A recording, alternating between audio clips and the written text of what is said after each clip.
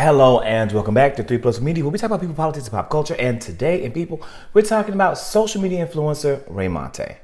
Raymonte is a comedic, conversational-based influencer who has amassed a large following on the Malcolm X app, you may know it formerly as Twitter, and the Clock app that you may know as TikTok. And his content is funny, relational, and he's amassed over 2 million followers on the Clock app. Well, Raymonte took a birthday trip with 3 other influencers. Dre Brown, who you guys may know from the elite career space, Malik McIntyre, and David Babb. They went to Mexico, and on their trip celebrating Raymonte's birthday in Mexico, many people followed along on the social media platforms that these 4 influencers share. And it really was kind of like being a part of like MTV Spring Break with like a small group of influencers.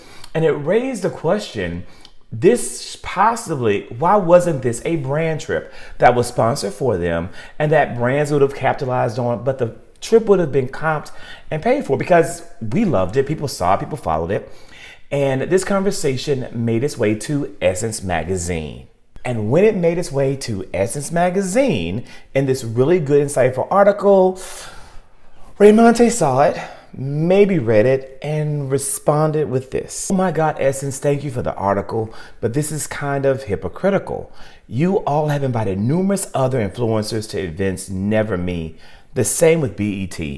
I have a large following and my supporters keep me afloat so I don't cry over spilled milk.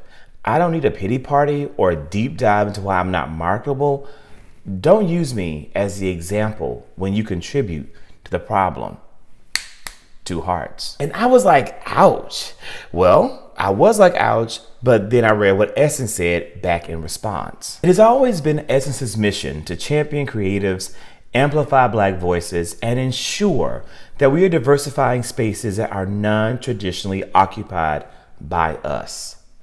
Our intention here was to introduce our audience to you as a brand and as an influencer. This trip placed you on our radar, and we believe that you are more than deserving, as our article stated. Super disappointed that this was a response to an angle of uplifting, learning more about you, and wanting brands to recognize what you bring to the table. Everything isn't for everyone, and we receive that moving forward. Wish you the best. Keep going. That was definitely an even bigger ouch.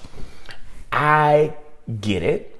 I think that Essence genuinely had in their original post good intentions and thought that they were doing something to really elevate an influencer, to really make a difference for an influencer. Girl, look, Essence, y'all, I'm here. We'll love a feature. Anybody out there, shit, I'm here. Like, you put me on the map. Great for a feature, just in case you're watching, just in case you're listening.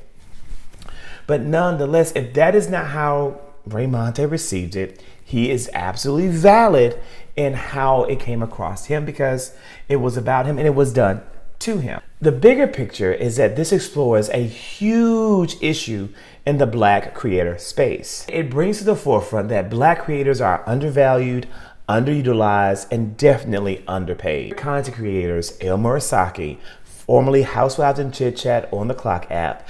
It's Elle now, I think it's her moniker, and she has a phenomenal YouTube channel, which is going to be tagged in the comments here. Follow her on our platforms. I promise you her content is worth it. Said this about the situation. Essence West Tea, because why wouldn't you want Raymonte to come out to Essence Fest and turn y'all up, same way y'all let Tiffany Haddish turn you up in Girls Trip? Let's chit chat. Let me tell you what I know. Every single one of y'all who booked a ticket to Essence Fest after seeing Girls Trip went to Essence Fest looking to have the ding, ding, ding, ding, ding Tiffany Haddish experience. Not one of y'all went and was like, I want to have the same time Queen Latifah had. That's not what it was given. Put a name to it and put it in a box if you want to, but either way, we know that Raymonte is going to give us the same type of fun that Tiffany Haddish was given in Girls Trip, which is what everybody wants, right? I like nosy bystanders holding Essence's feet to the fire. If you invite Raymonte and give him a first class experience. I'll invite 3 other influencers and we'll all turn that bitch up, right? But to me, they already said, listen, we don't want him to come when you wrote this article. Because to write this article and then get this article okay, and nobody stops to say, but why we not just inviting him? Why we not just sponsoring the trip? Already means y'all not interested. Since not being interested in inviting Raymonte out to their 30th birthday celebration, because that's what this year Essence Fest is really just wild to me and my homegirls. And it's wild is the 30th birthday bash, it ain't got no headliner. So you could just take that and put it in whatever pocket. Maybe a headliner is to come, but right now ain't one. Before y'all even come, oh, it's on the website. No, it's not. Just the website. I'm really just saying that if my reviews to my birthday party looked like this, and then they also look like this, what I'm saying is, if the review from my birthday party was time to move into this century, I would be calling Raymonte. You know, Raymonte gonna bring the girls out. The girls is coming to Essence Fest. If Raymonte is at Essence Fest and Essence, don't you want the girls at your birthday party? Like, or is it not really a birthday party? Also, it's your birthday, so like, right on if you want to. And many agree with her fully, including with Cecil, very successful brand manager who brings the business perspective to this conversation. Let's talk about the Raymonte and Essence situation. As someone who lives in a predominantly white environment and grew up in a predominantly white environment, let me tell you that a lot of the corporate black people who are behind some of these media companies operate in a very similar manner, perpetuating these very anti-black marketing narratives. There's a time and place for everything. I can understand the setting and perhaps wanting maybe more of a traditional sense of or display of professionalism or palatability, but what really gets me in this situation is something that I'm a bit too familiar with. Sure, a lot of the industry on like the company side, on the brand side, on the agency side, yeah, they're white women that are doing the deals, that are selecting for talent, and the way that they perceive you is why you either are or aren't getting the opportunities that you see so many other people getting. But there is something to be said about the corporate black person who is actively perpetuating these anti-black marketing practices and narratives. It is not lost on me how many of the opportunities I have because of my black counterparts, the black women who advocate for me and actually do their job and do their job well. They hold space for all of us. But that is not always the case. You have an entire media company. You have Essence effectively saying and sharing with the entire industry, all of their peers, all of the white media companies that follow them, that Raymonte is not brand safe.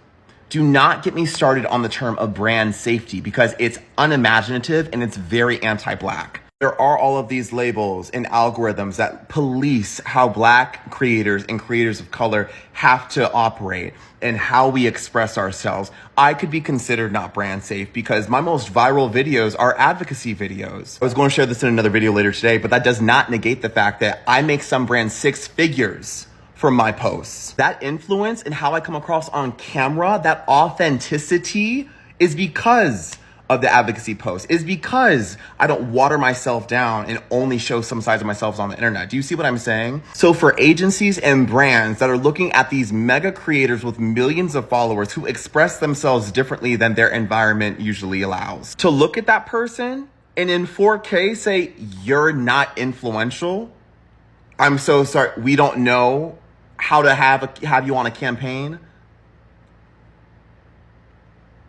Brands, agencies, you'd make like 5 times more money if you cared enough to market to the global majority, but alas, you call it white supremacy. Even Landon Romano muddied the chat with what his take was. So I just got up to speed with the Raymonte situation on Twitter that happened today. And like, I don't know everything that was said, but I know enough to kind of understand what's going on. So basically, Raymonte feels like he is labeled as ghetto for doing or behaving the same way that other people who are of lighter complexion behave, but they're not labeled ghetto.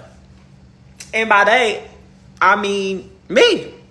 When he was describing what he was saying, I was like, wow, like, I saw a lot of people in things saying like, oh, he's labeled as ghetto because he twerks and is loud and whatever. And I'm like, so am I. Like, that's how I am. But I am never, ever called ghetto. And I think we all know why, because I'm not dark complexion. I don't have dark complexion. I'm white.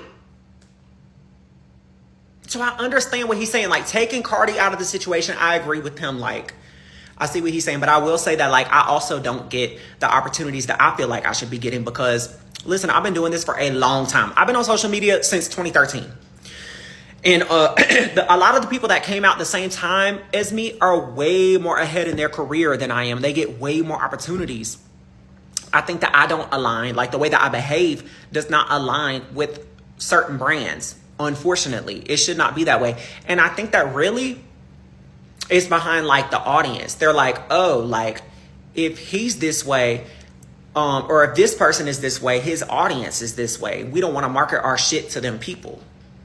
You know what I mean? Like, people who behave this way, like, we don't want them using our products or whatever the case may be. Like, y'all get what I'm saying? So I agree with him, but I will say that, like, I struggle getting opportunities as well. But I'm sending him all the good energy. He deserves nothing but the best because he really is positive and he's entertaining. I think he's funny and he deserves success. He does. Y'all leave him alone. Y'all, I mean, come on.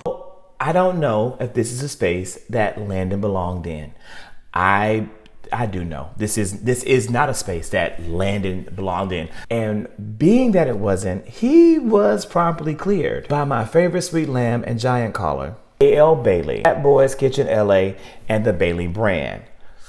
I don't think I could ever clear anyone the way that Elle Bailey cleared Landon. I agree with him, but I will say that, like, I struggle getting opportunities as well.